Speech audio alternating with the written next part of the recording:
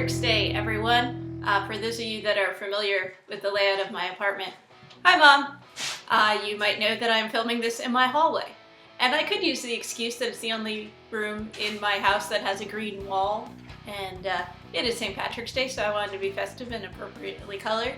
But the real reason is because my office is a mess and it's easier just to move out into the hallway here and film a video. But look, the wall matches my festive St. Patrick's Day shirt. I thought St. Patrick's Day was an appropriate time to talk about luck, which doesn't really have anything to do with writing unless maybe it does. I don't think of myself as an overly suspicious person, but that doesn't mean I don't have some superstitions. Despite the green wall and the fact that St. Patrick's Day, I will never drive a green car.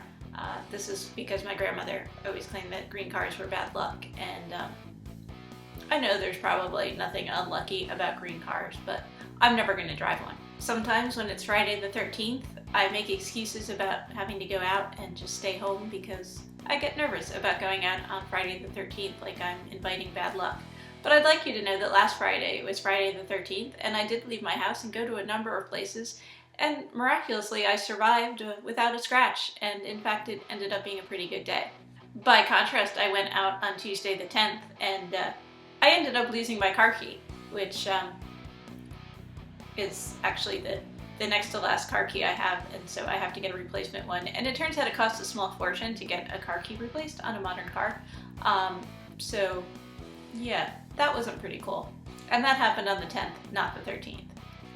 I know there are some writers who have lucky pens or lucky socks or lucky rituals they go through when they are writing. I don't think I really have any of these. Maybe that explains a lot. Recently, my boyfriend and I were having a conversation about a lucky or perhaps unlucky horseshoe that we found once in the woods, and which we are going to return to the woods because he is under the impression that it isn't so lucky. And probably none of the stuff that happened had anything to do with the horseshoe. But the thing is, we as people tend to, or those of us that are superstitious anyway, tend to make things lucky or unlucky, and sometimes it becomes a self-fulfilling prophecy. So I won't drive a green car, not just because my grandmother said it's unlucky, but because I'll have that in my head. I'll be nervous driving the car because, you know, I'm worried that I might get into an accident or someone might hit me or something because it's a green car and it's unlucky. Whereas I had a purple car that I had it less than a week and someone backed into me, and then I took it to Florida and someone rear-ended me, and that was the end of the car. And it had all other kinds of problems that happened to it, and it was purple. It wasn't even green. It wasn't even close to green. The moral of this story is obviously don't get a purple car.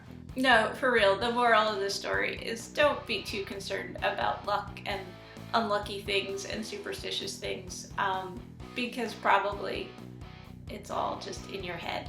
The real moral of this story is clean your office already, Alyssa.